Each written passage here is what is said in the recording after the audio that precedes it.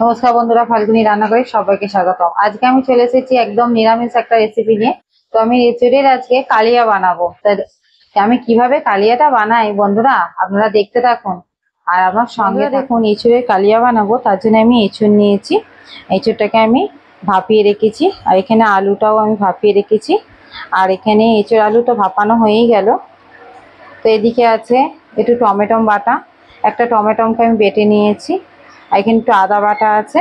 আর এখানে আমি মগজদানা, কাজু বাদাম আর পোস্ত রেখেছি, এটাকে আমি মিক্স করে নেব। আর আছে হলুদ, আর এখানে আছে গোটা জিরে আর গোটা ধনে আর দুটো। এখানে যে জিরে, ধনে আর এই যে শুকনো লঙ্কা, এটাই হচ্ছে এঁচোড়ের মেন আজকে কালিয়ার মশলা। এখানে একটু কালারের জন্য একটু কাশ্মীরি লঙ্কা গুঁড়ো নিয়েছি। আর এখানে কয়েকটা কাঁচা লঙ্কা আছে আর গোটা গরম মশলা আছে। আর বানাবো আমি সাদা তেল। আমি গ্যাসটা জ্বালিয়ে কড়াটা বসিয়ে দিয়েছি, আর কড়াটা গরম হয়ে গেছে। তো আমি এখানে এবার সাদা তেল দিয়ে দিচ্ছি পরিমাণ মতো। বন্ধুরা, তেলটা গরম হয়ে গেছে, আমি এবার এঁচোড়গুলো দিয়ে দেবো।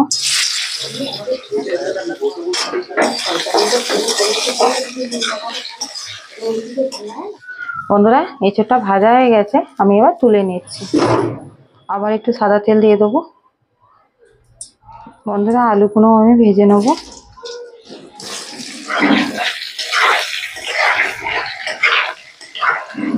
বন্ধুরা, একদিকে আলুটা ভাজা হচ্ছে, আমি এখানে যে মশলাগুলো নিয়েছি গোটা মশলা, এগুলো আমি বেটে নেব।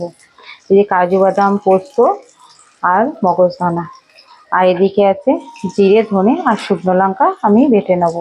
এটা আলাদা বাটবো, এটাও আলাদা বাটবো। গ্যাসটা আমি আস্তে করে দেবো, দিয়ে আস্তে আস্তে আলুটা ভাজা হোক। ভালো করে ভাজা হয়ে গেছে, খুব সুন্দর একদম ভাজা হয়ে গেছে।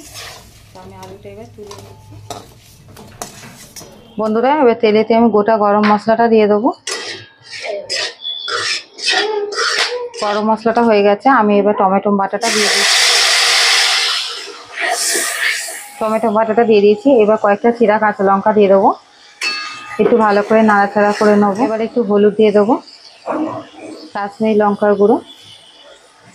আমি এখানে কাশ্মীরি লঙ্কার গুঁড়ো ব্যবহার করছি, আপনারা চাইলে নাও দিতে পারেন। তো ভালো করে আমি মিশিয়ে নেবো। দেখুন বন্ধুরা, টমেটোটা প্রায় ভাজা ভাজা। আমি এখানে এবার আদা বাটাটা দিয়ে দেবো।